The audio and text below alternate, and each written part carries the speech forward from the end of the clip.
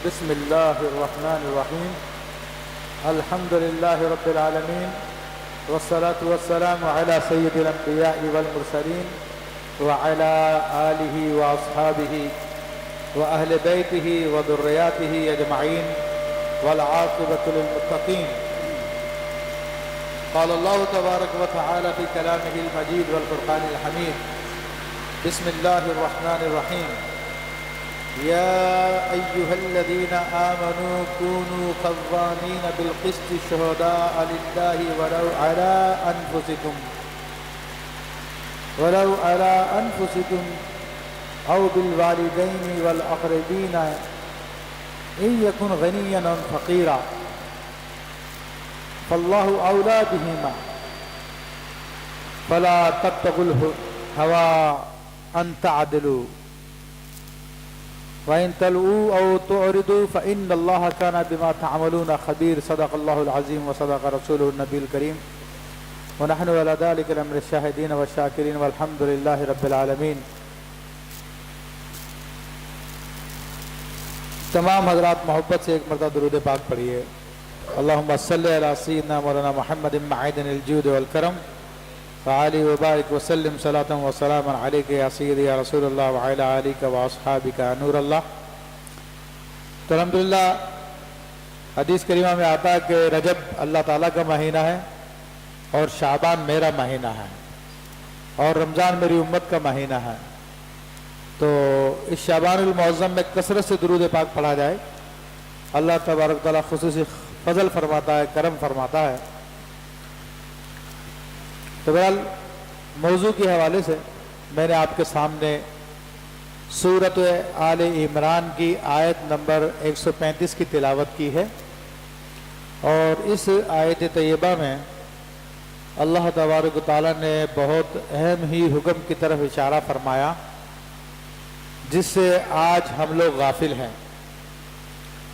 اور یہ غفلت صرف انفرادی یا افرادی طور پہ نہیں ہے، بلکہ معاشرتی طور پہ، بلکہ حکومتی سطح پہ بھی یہ غفلت پائی جاتی ہے. تو آیت طیبہ کا میں ترجمہ عرض کرتا ہوں جس سے پھر آپ اندازہ کیجئے کہ ہمیں کس بات کا حکم دیا گیا ہے اور کون سی بات ہے کہ جس کی وجہ سے آج ہر طرف بے چینی پائی جاتی ہے، بے سکونی ہے، لوگ خوف و ہراس میں مبتلا ہے، اپنی جان مال عزت آبرو کے بارے میں پریشان رہتے ہیں، کہیں امن نہیں پایا جاتا، ہر طرف کا حال برا نظر آتا ہے. لوگ پریشانی اس کو حل کرنا چاہتے ہیں، ختم کرنا چاہتے ہیں، لیکن وہ صورتحال ختم نہیں ہوتی اور آئے دن روز بروز حالات پہلے سے زیادہ خراب ہوتے چلے جاتے ہیں. تو قرآن مجید فرقان حمید تو اللہ کا کلام ہے اور زندہ کلام ہے، اور اس نے نہ صرف زمانہ ماضی بلکہ زمانہ حال اور آئندہ قیامت تک جتنے معاملات ہوں گے ان سب کا حل بیان فرمایا ہے. بات یہ کہ جس معاشرے سے بھی عدل و انصاف اٹھ جائے تو پھر وہ معاشرہ بگاڑ کا شکار ہو جاتا ہے، طوائف الملوکی شروع ہو جاتی ہے، پھر مائٹ از رائٹ کا قانون چلنا شروع کر دیتا ہے کہ جس کی لاٹھی اسی کی بھینس، جس کے پاس طاقت ہے وہ اپنے طاقت کو استعمال کر کے جو چاہے کر لے. اب جس کے پاس طاقت ہوتی ہے وہ اپنے سے کمزور کا خیال کرتا نہیں ہے اور اپنے مفادات کے حصولوں کے لیے، اپنے مفادات کے حصول کے لیے ہر کام کر گزرتا ہے، کیونکہ رائٹ اور رونگ، صحیح غلط کی تمیز ختم ہو جاتی ہے، نفس کی حکومت ہو جاتی ہے، خواہشات کی حکومت ہو جاتی ہے، اور نفس یا خواہشات کے نزدیک تو وہی چیز اچھی ہوتی ہے جو اس کو پسند آئے، اور وہ چیز بری ہوتی ہے جو اس کو ناپسند آئے، اگرچہ کہ وہ حق ہی کیوں نہ ہو. تو اللہ تبارک و تعالیٰ نے ہمیں عدل و انصاف کا حکم دیا تاکہ یہ ساری کی ساری بے چینی، یہ سارے کے سارے مسائل، سارے اختلاف، ساری بد امنی سب ختم ہو جائے. اور بزرگ فرماتے ہیں، غالباً سیدنا علی کرم اللہ وجہ الکریم کا قول ہے کہ حکومتیں شرک اور کفر کے ساتھ تو چل جاتی ہیں لیکن ظلم کے ساتھ نہیں چلتی ہیں. اور آج ہم دیکھ رہے ہیں یہ بات کہ دنیا کے وہ ممالک جو کافروں کے ہیں، مشرکوں کے ممالک ہیں، وہاں پہ امن و امان پایا جاتا ہے، لوگ بڑے سکون سے رہتے ہیں ظاہری اعتبار سے. لیکن جو ممالک مسلمانوں کے ہیں، دور نہ جائیے، پاکستان کو لے لیجئے، تو یہاں پہ بدامنی نظر آتی ہے، بہت زیادہ خوف ہے. صورتحال یہ ہے کہ جس آدمی کے پاس بھی تھوڑا سا ذریعہ پیدا ہوتا ہے کہ وہ یہاں سے نکل جائے تو فوری طور پہ نکل جاتا ہے. لوگوں کو مشورہ دیتے ہیں، ارے یہاں سے نکلو، یہاں پہ امن نہیں ہے، سکون نہیں ہے، یہاں پہ محنت کرو گے کیا ملے گا. اور ظاہر سی بات ہے، بے سکونی، بدامنی، ناانصافی کا یہ عالم ہے کہ ہمارے بیچارے جو ٹھیلے والے لوگ ہیں یا چھوٹا سا ٹھیلا لگاتے ہیں، ان کا یہ عالم ہے کہ ان سے بھتے وصول کیے جاتے ہیں. اور ایک طرف سے نہیں، حکومتی عہدیدار الگ الگ لیتے ہیں، پولیس والے الگ لے رہے ہیں، پھر سیاسی تنظیمیں جس کا جہاں پہ ہولڈ ہوتا ہے وہ پوری بدماشی کے ساتھ ان سے باقاعدہ بھتے وصول کرتے ہیں. اگر 2 تنظیموں کا ہولڈ ہے تو دونوں کو دینا پڑتا ہے، 3 کا تو 3 کو دینا پڑتا ہے. یہ صورتحال ہے. کیونکہ وہ مجھے ایک دوست بتا رہا تھا کہ ان کے جاننے والے ہیں، انہوں نے کراچی کے کسی علاقے میں اپنا ایک ٹھیلا لگایا چھولے چنے وغیرہ بیچنے کا. تو ایک آدمی آتا تھا، روزانہ جو ہے اس سے 100 روپے لے کے جاتا تھا. سیاسی تنظیم کا آدمی تھا. یہ بڑا پریشان رہا کہ روزانہ مجھے 100 روپے دینے پڑتے ہیں، مہینے کے 3000 بن جاتے ہیں، پولیس والوں کو تو جو دینے ہیں وہ تو دینے ہی ہیں. تو اس نے جا کر اس تنظیم کے دفتر میں شکایت کی کہ بھئی تمہارا آدمی وہاں پر آتا اور مجھے سے روزانہ 100 روپے لے جاتا. پہلا ٹھیک ہے، آئندہ نہیں آئے گا. تو وہ آنا بند ہو گیا. پھر 2-4 دن بعد وہی تنظیم کا افسر آیا اور آ کر کہنے لگا کہ بھئی ہر مہینے 6000 روپے جو ہے نا آفس میں بھجوا دیا کرو اگر اپنا کام چلانا ہے تو، کہ یہ ہماری تنظیم کا چندہ ہے. تو وہ بیچارہ رو رہا تھا کہ پہلے تو مہینے میں 3000 روپے دینے پڑتے تھے، اب 6000 روپے دینے پڑتے ہیں. تب یہ صورتحال ہے کہ غریب سے غریب آدمی وہ ظلم و ستم کا شکار ہے. اس کی وجہ کیا ہے؟ وجہ وہی ہے کہ عدل و انصاف کا دامن ہم نے چھوڑ دیا ہے. ہم لوگوں کا یہ خیال ہے کہ ہماری حکومتیں خراب ہیں، ہمارے لیڈر خراب ہیں، تو اس لیے سب کچھ ہو رہا ہے. یہ خیال ممکن ہے کسی حد تک درست ہو، لیکن حقیقت کے قریب نہیں ہے. حقیقت یہ ہے کہ جو لیڈر ہوتا ہے یا حکمران ہوتا ہے وہ قوم کا عکاس ہوتا ہے. یعنی قوم میں مجموعی طور پہ جو باتیں پائی جاتی ہے تو اس لیڈر میں، اس حکمران میں وہی جھلک نظر آتی ہے، کیونکہ وہ قوم ہی میں سے ہوتا ہے اور قوم کے لوگ اس کو چن کر اوپر تک پہنچاتے ہیں. تو وہ اپنے ہی جیسے کسی آدمی کو چن لیتے ہیں اور اوپر پہنچا دیتے ہیں.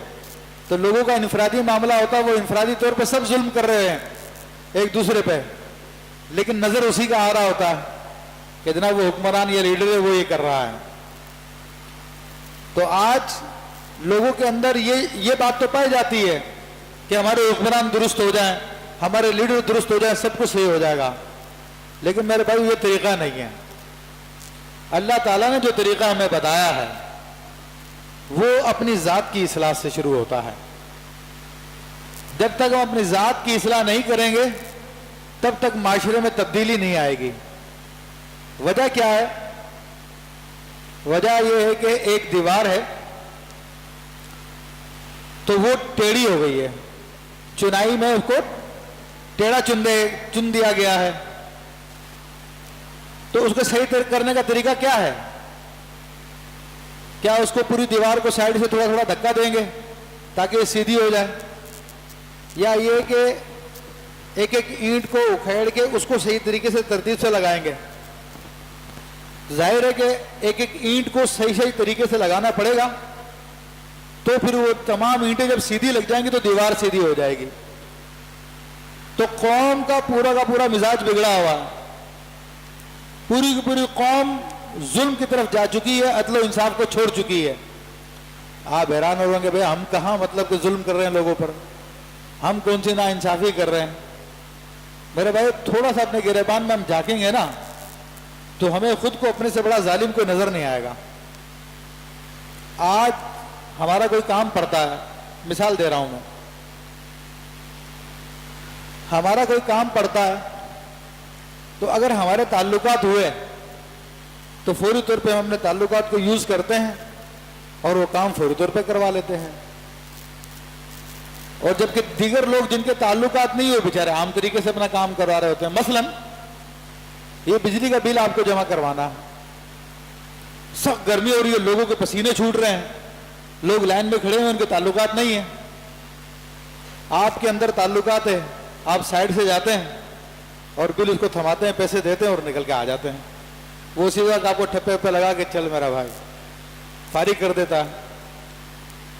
تو آج ہم میں سے ہر شخص کا یہ مزاج بن چکا ہے کہ جس کے بھی تعلقات ہوتے ہیں وہ ایک نظام کو کراس کر کے فوری طور پہ اپنا کام کرا لیتا ہے، اور وہ کہتا ہے مجھے کیا ضرورت ہے لائن میں لگنے کی، میرے تو جاننے والا موجود ہے اندر۔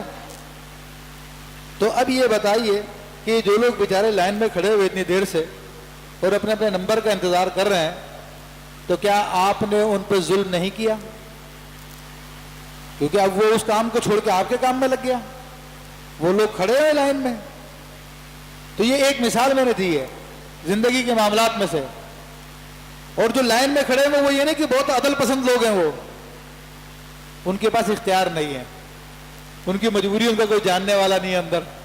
اگر ان میں سے بھی کسی کا جاننے والا اندر بیٹھا ہو تو یہ بھی لائن سے نکلے گا اور اندر جا کے جمع کرا دے گا۔ ہر شخص اپنے اپنے گریبان میں جھانکے، کیا ہم اپنے طور پر عدل و انصاف سے کام لے رہے ہیں اپنی ذات کے حوالے سے؟ تو نظر آئے گا کہ ہم نہیں لے رہے ہیں۔ جتنے جتنے معاملات میں دیکھتے چلے جائیں آپ کو یہی نظر آئے گا۔ گھروں کے باہر لوگ چبوترے بنا لیتے ہیں، تھلے بنا لیتے ہیں، حالانکہ سب کو پتا ہے کہ یہ روڈ گزرنے کا یہ حقوق عامہ کا ہے، اس میں سب لوگوں کا رائٹ ہے، یہاں پر ہمیں یہ چیز نہیں بنانی چاہیے۔ لیکن جس کے پاس پیسے آئیں تو وہ فوراً بنوا لے گا، جس کے پاس نہیں ہے، ٹائم نہیں ہے، سستی کا شکار ہے، تو وہ بیچارہ نہیں بنوا پاتا۔ تو جو نہیں بنوا رہا اس لیے نہیں بنوا رہا کہ وہ عدل و انصاف کی وجہ سے کہ لوگوں کا راستہ رک جائے گا، اس لیے نہیں بنوانا چاہیے۔ وہ اس لیے نہیں بنوا رہا کہ اس کے پاس پیسے نہیں ہیں یا اس کے پاس ٹائم نہیں ہے بنوانے کا۔ جس کے پاس ہے وہ ظلم کر لیتا ہے، جس کے پاس نہیں ہے وہ ظلم نہیں کر پاتا۔ یہ چند ایک مثالیں میں آپ کو بیان کر رہا ہوں۔ حالانکہ اللہ تبارک و تعالی نے ہمیں جو حکم دیا ہے، اب اس کے علاج کی طرف آئیے کہ اس کا علاج کیا ہے، اس کی صورت کیا ہے۔ کیونکہ میں نے آپ کو بتایا کہ دیوار کو سیدھا کرنے کے لیے یہ نہیں کہ کرین لا کے اس کو تھوڑا دبا دیں گے یا دھکا دے کے وہ سیدھی ہو جائے گی، یہ بالکل تجربے کے خلاف ہے۔ تجربہ یہ ہے کہ دیوار اگر ٹیڑھی ہو گئی ہے اس کو سیدھا کرنا تو پوری دیوار کو اکھیڑ کے ایک ایک اینٹ کو پھر ترتیب سے لگاتے ہیں تو پھر وہ دیوار پھر سیدھی ہوتی ہے۔ تو معاشرہ بھی ایک دیوار کی مانند ہے جس کی اینٹیں اس کے افراد ہیں۔ یہ افراد، یہ دیوار ٹیڑھی ہو گئی ہے، ظلم پہ مبنی ہو گئی ہے، اس کو سیدھا کرنے کے لیے نہیں کہ دھکا ماریں گے یا لیڈر کو صحیح کر دیں گے تو سب صحیح ہو جائیں گے۔ اس میں سے ہر آدمی کو یعنی ہر اینٹ کی اصلاح کرنی پڑے گی۔ ہر آدمی اپنی اپنی اصلاح کرتا چلا جائے تو یہ دیوار سیدھی ہو جائے گی معاشرے کی۔ جو ظلم و ستم ہم لوگوں میں آ چکا وہ ظلم و ستم ختم ہو جائے گا، اور یہی علاج اللہ تبارک و تعالی نے قرآن مجید فرقان حمید میں بیان کیا ہے۔ اللہ تعالیٰ ارشاد فرماتا ہے کہ یا ایھا الذین آمنو، اے ایمان والو، کونوا قوامین، اے ایمان والو، کونوا قوامین بالقسط، تم سب کے سب انصاف کے ساتھ قائم ہو جاؤ۔ قسط کہتے ہیں انصاف کو، کہ تم سب کے سب انصاف کے ساتھ قائم ہو جاؤ، یعنی انصاف پر جم جاؤ، انصاف کو اپنا لو، چاہے اپنا معاملہ ہو چاہے غیر کا معاملہ ہو، ہر جگہ بات انصاف کی کرنی ہے تمہیں۔ تو جب تم انصاف کے ساتھ قائم ہو جاؤ گے تو فرمایا کہ شہداء للہ، درا حال یہ کہ تم اللہ کے گواہ بن جاؤ گے. اور اللہ تبارک تعالیٰ وہ ذات ہے جو منصف حقیقی ہے، عادل حقیقی ہے، جو عدل فرمانے والا ہے. عدل سے کیا مراد ہے؟ جو ہم کہتے ہیں عدل کرو عدل کرو، عدل سے مراد یہ ہے کہ جس چیز کا جو مقام ہے اس کو اس مقام پر پہنچا دیا جائے، اور جس کا وہ مقام نہیں ہے اس کو وہاں پر پہنچا دینا، یہ ظلم ہے. تو آج ہمارے معاشرے میں ہم لوگوں کی اپنی چاہتوں کا، اپنی نفسانی خواہشات کا بڑا زور ہے. آپ یہ معاملہ اپنی ذات سے لے کر ہمارے بڑے بڑے لیڈروں تک، حکمرانوں تک کو دیکھ لیجئے کہ جتنے معاملات ہمارے طے ہوتے ہیں وہ عدل و انصاف کی بنیاد پہ نہیں ہوتے کہ یہ فلاں آدمی فلاں عہدے کا اہل ہے اس کو وہاں پہ بٹھا دیا جائے. نہیں نہیں نہیں، یہ نہیں ہوتا. بلکہ دیکھا جاتا ہے، اگر بڑی سطح پہ لیں، جماعتوں اور تنظیموں اور سیاسی جماعتوں کے حوالے سے لیں، تو ان میں سے جو زیادہ منظور نظر ہوتا ہے اس کو عہدے پہ فائز کر دیا جاتا ہے. اگر حکومت کی طرف سے کسی جماعت کو آفر کی جاتی ہے کہ فلاں فلاں کام کے لیے لوگ چاہیے، تو ان میں سے یہ نہیں دیکھا جاتا کہ سب سے قابل ترین آدمی کون سا ہے، بلکہ یہ دیکھا جاتا ہے کہ سب سے زیادہ خوش آمدی آدمی کون سا ہے، جو ان کے دل کو خوش کرے، تو اس کو پھر آگے بڑھا دیا جاتا ہے. حالانکہ اس سے زیادہ قابل آدمی وہاں پر موجود ہوتے ہیں، لیکن ان کو آگے نہیں بڑھایا جاتا کہ اس لیے وہ منظور نظر نہیں ہوتے. اور یہ معاملہ صرف سیاسی تنظیموں کا نہیں ہے، صرف حکومت کا نہیں ہے، بلکہ خود ہماری ذات کا بھی یہی معاملہ ہے.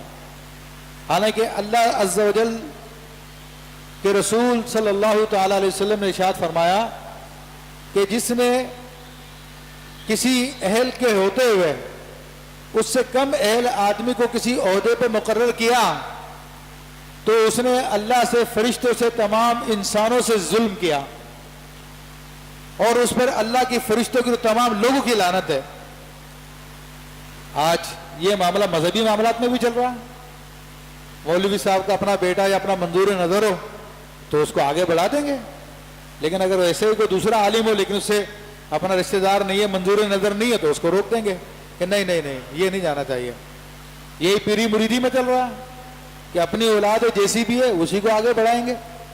اسی طرح ہمارا اپنا معاملہ ہے کہ آج اگر ہم میں سے کسی آدمی کو اختیار دے دیا جائے کہ بھائی تمہیں گورنمنٹ کی طرف سے یہ اختیار دیا گیا ہے کہ تم 2 آدمیوں کو، 5 آدمیوں کو فلاں فلاں نوکری پہ مقرر کر دو، تو ہم میں سے ہر شخص کو سب سے زیادہ اہل آدمی اپنی اولاد، اپنا بھائی، اپنا رشتہ دار نظر آئے گا. یہ ہرگز بھی ہم دیکھنے کی کوشش نہیں کریں گے کہ میرے محلے میں، میرے علاقے میں، میرے جاننے والوں میں اور بھی زیادہ قابل آدمی ہیں. کبھی بھی یہ سوچ ہمارے دل میں نہیں آتی ہے. حالانکہ اس سوچ کا نہ آنا اور اس پہ عمل نہ کرنا حدیث شریف کے مطابق اس پہ اللہ کے فرشتوں کی، تمام مخلوقات کی لعنت ہے. تو ہم خود ظلم کا شکار ہیں، ہم خود لوگوں پہ ظلم کر رہے ہیں. تو جس کی وجہ سے سارا معاشرہ بگڑ گیا. اس کی اصلاح کی صورت یہی ہے میرے بھائیوں کہ ہم اپنے آپ کو درست کریں، اپنی ذات سے اپنا محاسبہ شروع کریں. اور ہمیں حکم دیا گیا ہے کونوا قوامین للہ بالقسط، تم سب کے سب انصاف کے ساتھ قائم ہو جاؤ. شہداء للہ، اللہ کے گواہ بن کر، اللہ کے گواہ بنتے ہوئے یہ ہمیں حکم دیا گیا ہے. تو جب تک ہم اپنے آپ کو درست نہیں کریں گے، اپنے معاملات کو درست نہیں کریں گے، تب تک ہمیں یہ معاملہ، یہ معاشرہ درست نہیں ہوگا. اس کی بہت، ہم لوگ اس بات کے لیے تیار ہی نہیں ہے کہ ہم میں کوئی عیب پایا جاتا ہے. میرے بھائیو، تھوڑی سی غور و فکر کی بات ہے،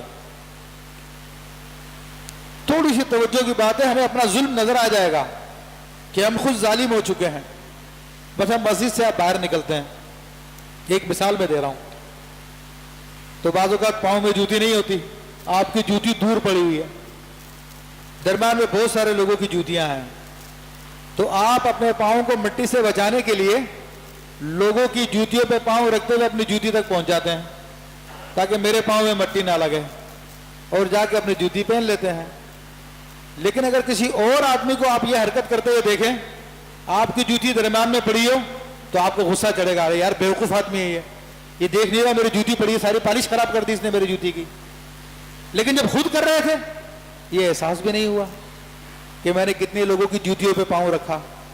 کیوں ہے یا نہیں ہے یہ بات؟ ہمیں اس کا احساس نہیں ہوتا. وہ بات جو اپنے لیے پسند نہیں کرتے ہم وہی بات دوسروں کے خلاف کرتے چلے جاتے ہیں. تو اللہ کے لیے انصاف کے ساتھ قائم ہونا، اس کا گواہ بنتے ہوئے اس کا حکم یہی ہے کہ پہلے اپنی ذات سے سارے کے سارے معاملات شروع کرو. اور اس کے لیے اعلیٰ ترین مثال ہمیں نبی علیہ الصلوۃ والسلام کی موجود ہے، صحابہ کرام کی موجود ہے، اولیاء کرام کی موجود ہے. نبی علیہ الصلوۃ والسلام کے زمانے میں چوری ہوئی تو اس عورت کا نام فاطمہ تھا جس نے چوری کی تھی. وہ ایک امیر قبیلے کی عورت تھی. تو اب چوری ثابت ہو گئی، اس کے ہاتھ کٹنے تھے. تو لوگوں نے کہا کہ حضور صلی اللہ علیہ وسلم کی بارگاہ میں سفارش کی جائے تاکہ اس کے ہاتھ کٹنے سے بچ جائے. بڑی عزت دار عورت ہے، بڑے خاندان کی عورت ہے، سب کی ناک کٹ جائے گی، ذلیل ہو جائیں گے. وہ سوچ کر حضور علیہ الصلوۃ والسلام کے منہ بولے بیٹے حضرت اسامہ سے کہا یا حضرت زید سے کہا، حضرت زید سے کہا کہ تم جا کے رسول اللہ صلی اللہ علیہ وسلم کی بارگاہ میں سفارش کرو. یہ منہ بولے بیٹے تھے حضور صلی اللہ علیہ وسلم کے. تو حضرت زید نے جا کے جب سفارش کی تو اللہ کے رسول صلی اللہ علیہ وسلم کے چہرے مبارکہ کا رنگ متغیر ہو گیا اور آپ غضب میں آ گئے. فرمایا کہ تم سے پچھلی امتیں اسی لیے ہلاک کر دی گئی کہ جب ان میں کوئی دولت مند آدمی، صاحب حیثیت آدمی کوئی غلط کام کرتا تھا تو لوگ اس کو چھوڑ دیا کرتے تھے اور غریب آدمی کو جو ہے پکڑ لیا کرتے تھے. آپ نے فرمایا کہ قسم اس ذات کی جس کے قبضہ قدرت میں میری جان ہے، لو کانت فاطمہ بنت محمد، اگر اس مقام پر محمد صلی اللہ علیہ وسلم کی بیٹی فاطمہ بھی ہوتی جو چوری کرتی تو میں اس کے بھی ہاتھ کاٹ دیتا. آج ہمارے حکومتی نظام کو دیکھیں، ہمارے لیڈروں کے معاملات کو دیکھیں، خود اپنی ذات کو دیکھیے، کیونکہ جو کچھ اوپر ہو رہا ہے وہ ہمارا ہی عکس ہے. ہم ظالم ہو چکے ہیں تو اوپر بھی ظالم پہنچے ہوئے ہیں، ظلم کرنے والے ہیں. دیکھیں ریمنڈ ڈیوس نے مارا تھا، 2-3 قتل کیے تھے ریمنڈ ڈیوس نے، امریکن نے. کورٹ نے بھی چھوڑ دیا، لوگوں نے بھی چھوڑ دیا، حکومت نے بھی چھوڑ دیا، پہنچا دیا اس کو. آپ اندازہ کیجئے بڑے بڑے چور بیٹھے ہیں ہمارے حکمرانوں میں، سیاستدانوں میں، جن کے ریکارڈ باقاعدہ موجود ہیں، مگر کسی کے خلاف کوئی کارروائی ہوتی ہے؟ کورٹ کے اندر چیف جسٹس بیٹھا ہوا، ڈیٹس پہ ڈیٹس لگ رہی ہے، معاملات آگے سے آگے بڑھتے چلے جا رہے ہیں. یہ سیاستدان دنیا سے رخصت ہو جاتے ہیں مگر ان کے فیصلے نہیں ہوتے. اور غریب آدمی شریف آدمی ہو تو جیسا کہ کاظمی شاہ صاحب رحمۃ اللہ علیہ کے فرزند تھے حامد سعید کاظمی صاحب، ان کو کتنے عرصے جیل میں بند رکھا ان لوگوں نے، ظالموں نے. ایک چھوٹے سے معاملے میں جو کہ صحیح طور پہ ثبوت بھی نہیں ہوا تھا اس کا، حج والے معاملے میں، خود جیلانی کا بیٹا پورا کا پورا اس سارے کے سارے معاملے میں شریک تھا. سب لوگوں نے چیٹنگیں کی تھی حکومتی حکمران نے اس حج والے معاملے میں، لیکن چونکہ یہ شریف آدمی تھا، اس کا کوئی سیاسی جتھا نہیں تھا، اتنا بڑا کوئی تنظیم نہیں تھی، اس کو جیل میں رکھا گیا، اس کا ٹرائل کیا گیا. اور جو اصل ظالم تھے ان کا کچھ بھی نہیں بگڑا، ان کا تو کورٹ میں نام تک نہیں آیا. تو یہ ہمارا نظام ہے اور یہ خود ہم ہیں، خود ہمارا بھی یہی معاملہ ہے.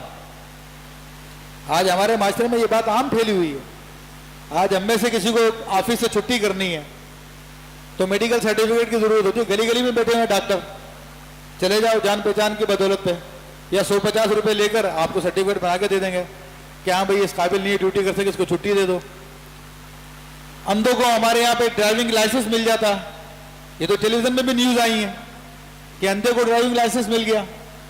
دیکھو کتنا عجیب نظام ہے، کتنا ظلم کا نظام ہے. اللہ تعالیٰ تو فرماتا تم گواہی دینے کے لیے انصاف کے ساتھ قائم ہو جاؤ، اور ہمارے یہاں پر انصاف کا معیار کیا کہ اندھوں کو لائسنس مل رہا ہے. کتنے غیر ملکی ہمارے ملک میں آئے ہوئے، بلیک واٹر کے لوگ آئے ہوئے تھے، دیگر لوگ آئے ہوئے تھے، ان سب کو پاکستانی شناختی کارڈ ملا ہوا تھا، کوئی مسئلہ نہیں ہے. کتنے لوگ ہیں جو یہ کام کر رہے ہیں. تو میرے بھائی ظلم ہم لوگوں میں رائج ہو چکا ہے. اور اللہ فرماتا تم انصاف کے ساتھ قائم ہو جاؤ، اور وہ انصاف کے ساتھ قائم ہو کر اللہ کے رسول صلی اللہ علیہ وسلم نے دکھایا کس طرح انصاف کے ساتھ قائم ہوا جاتا ہے۔ خود انفرادی معاملہ ہے، ہر انسان کے ساتھ اس کے ضمیر کی جنگ جاری رہتی ہے ہر وقت، لیکن اکثر ہم لوگوں کے ضمیر مردے ہو چکے ہیں کہ ضمیر کی آواز آتی ہے اس کو سننا چھوڑ دیا ہم لوگوں نے۔ ضمیر ہمیں کہتا ہے کہ یہ غلط ہے، مگر ہم لوگ اس کو نہیں مانتے، اپنی خواہش کا اتباع کرتے ہیں، پیروی کرتے ہیں، اس کے پیچھے لگ جاتے ہیں۔ تو اب دیکھیے اللہ تعالیٰ فرماتا ہے کہ اے ایمان والو تم قائم ہو جاؤ انصاف کے ساتھ، شہداء للہ، اللہ کے گواہ بنتے ہوئے، ولو علی انفسکم، اگرچہ کہ معاملہ تمہاری اپنی ذات کا کیوں نہ ہو۔ اب اندازہ کر لیجئے کہ اپنی ذات کا معاملہ تب بھی تم انصاف سے کام لو۔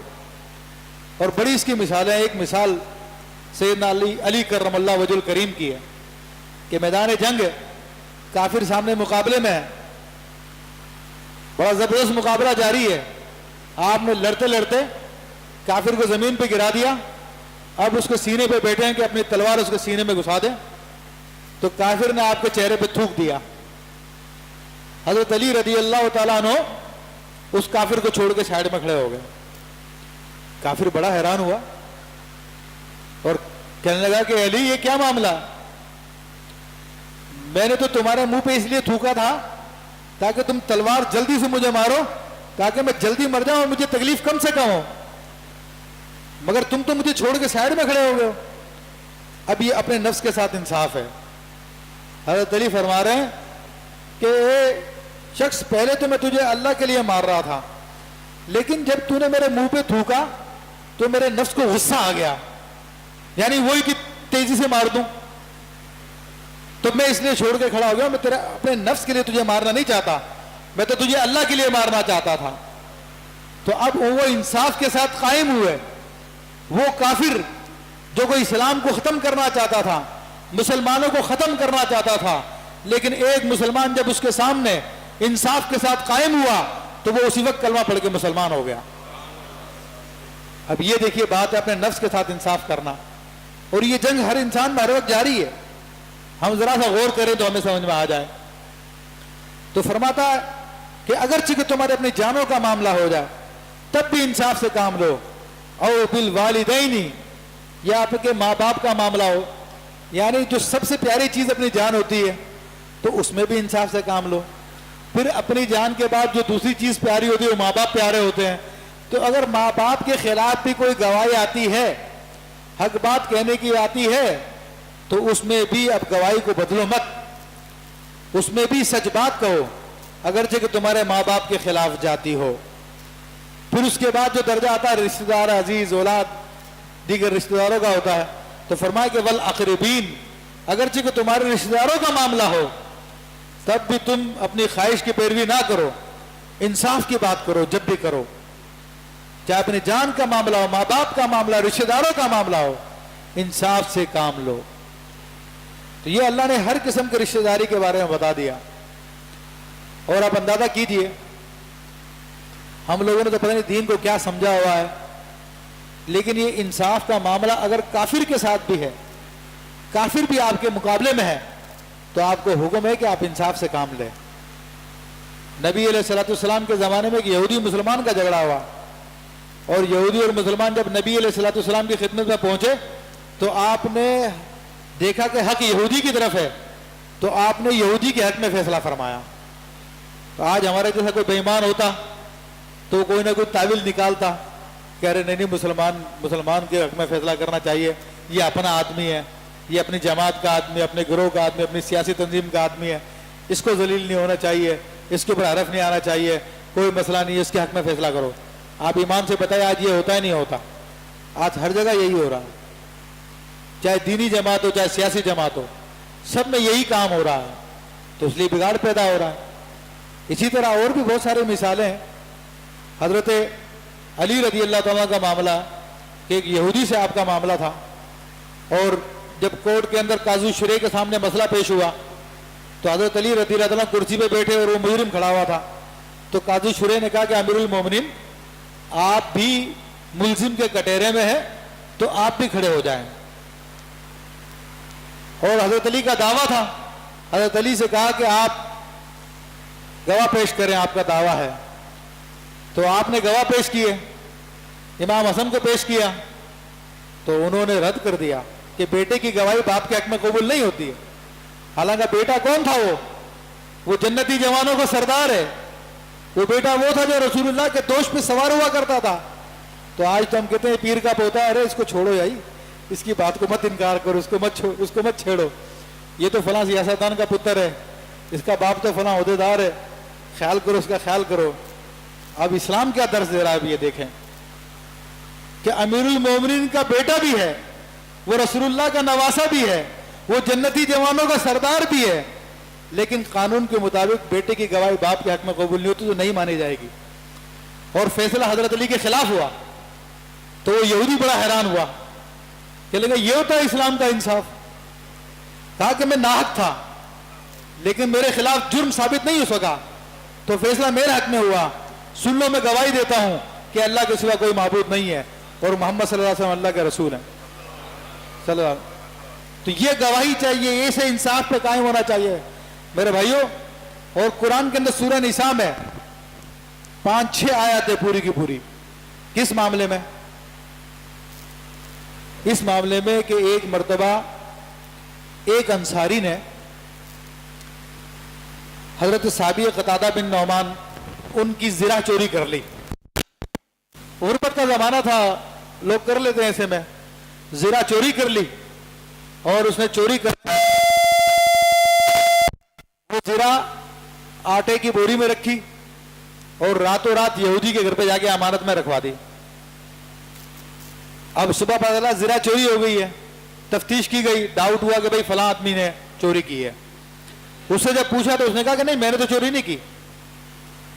تو اب وہ آٹے کی بوری میں سوراخ تھا جس سے آٹا گرتا گیا, تو لوگوں نے آئیڈیا لگایا کہ یہ یہودی کے گھر تک پہنچا ہے. یہودی کے گھر پہ پہنچے, جا کے اس کی تلاشی لی تو آٹے کی بوری میں زرہ مل گئی. اب زرہ مل گئی تو یہودی نے کہا بھائی میں نے چوری نہیں کی, مجھے تو فلاں آدمی رکھوا کے گیا. اس نے اس مسلمان کا نام لے دیا. اب وہ مسلمان کہتا ہے نہیں میں نے تو چوری نہیں کی ہے, یہودی نے چوری کی ہے. اب اس کے قبیلے والے بھی اس کے تعصب میں آ گئے, قبیلے والے بھی تعصب میں آ گئے اور کہنے لگے کہ بھائی اب تو مل جل کے جو ہے پروگرام بنا لو کہ یہ یہودی کے خلاف گواہی دیتے ہیں ہم لوگ مل کے, ورنہ ہماری ناک کٹ جائے گی. تو اللہ نے ان کی ساری باتیں قرآن میں بیان فرمائی. اذ یبیتون, کہ رات میں بیٹھ کے جو منصوبے بازی کر رہے تھے وہ اللہ کو سب پتا کیا منصوبے بازی کر رہے تھے. تو اس وقت پھر اللہ نے نبی علیہ الصلوۃ والسلام پہ وحی نازل فرمائی اور مسلمانوں کو اللہ نے بڑا عقاب فرمایا کہ تم اپنے رشتہ داروں کا مسئلہ آ گیا تو تم لوگ جھوٹی گواہی دینے کے لیے تیار ہو گئے اور یہودی کے خلاف الزام لگا رہے ہو. تو پھر نبی علیہ الصلوۃ والسلام نے یہودی کے حق میں فیصلہ فرمایا اور اس مسلمان کو سزا دی. تو آپ اندازہ کر لیجیے کہ غیر مسلم اسلام کا دشمن ہے, لیکن جب انصاف کی بات آئی ہے تو پورا پورا انصاف کیا. تو میرا بات کو ختم کرتا ہوں. اللہ فرماتا ہے ان یکن غنیا او فقیرا, جس کے خلاف تمہاری گواہی جاری ہے خواہ وہ امیر آدمی ہو خواہ غریب آدمی ہو, اگر گواہی سچی ہے تو دو, چاہے اس کے خلاف جائے. امیر کے خلاف تو بہرحال دینے میں کوئی حرج نہیں سمجھتے لوگ, لیکن غریب کے بارے میں دل میں رحم پیدا ہوتا ہے, بیچارہ غریب آدمی ہے, یہ 2 روپے کماتا روزانہ, ارے بیوی بچے اس کے بیوہ ہو جائیں گے بیچارے, یہ پھنس جائے گا, یہ ارے بڑی تکلیف میں آ جائے گا. تو اللہ نے فرمایا کہ نہیں, تمہیں اس کی پرواہ کی ضرورت نہیں ہے, مشکل میں آ جائے نہ آ جائے, جب تم سچ بات کہنے کی باری آئی ہے تم سچ بولو, چاہے امیر کے خلاف جاتی ہے چاہے غریب کے خلاف جاتی ہے. اللہ فاللہ اولاہما, فاللہ اولا بہما, اللہ تعالیٰ زیادہ ان کا حقدار ہے, اللہ ان کا ولی ہے. تم اپنا کام کرو چاہے اس کے خلاف جائے نہ جائے. تو فرمایا کہ فلا تبتغوا الہوا, تم اپنی خواہشات کی پیروی نہ کرو. تو یہ ان تعدلوا کہ تم حق سے پھر جاؤ. تو یہ بات ہے کہ آج اگر ہم اپنے نفسوں میں انصاف قائم کریں اور اپنے آپ کو انصاف کی طرف لے کر آئیں تو میرے بھائیوں تو یہ معاشرے کی اینٹیں درست ہونا شروع ہوگی. جب اینٹیں درست ہونا شروع ہو جائیں گی تو پھر دیوار بھی سیدھی ہو جائے گی. اور اگر یہی کہتے رہے کہ جناب لیڈر خراب ہے, فلانا خراب ہے, ڈمکا خراب ہے, تو پھر کبھی بھی اصلاح نہیں ہوگی. اصلاح کی ابتدا اپنی ذات سے کریں. اپنی اولادوں کے درمیان میں جو معاملات ہم نے رکھے ہوئے ہیں، جو بیٹا کما کے لے کے آتا ہے تو اس کی ساری غلط باتیں منظور ہیں، جو بیچارہ بھی پڑھ رہا ہے کماتا نہیں ہے تو بات بات میں ڈانٹا جاتا ہے، سارے کام اس سے کرائے جاتے ہیں، اس پہ سارے قوانین نافذ ہیں. کماؤ پتر رات کو دیر سے بھی آئے تو کوئی بات نہیں، کمانے والا ماں بھی اسی کی حمایت لے رہی ہے، ابا جی بھی اسی کے ساتھ ہیں. تو ظلم ہم لوگوں میں رچ بس چکا ہے. اللہ تعالیٰ میں ظلم سے بچائے اور انصاف کی توفیق عطا فرمائے. آمین بجاہ النبی الامین.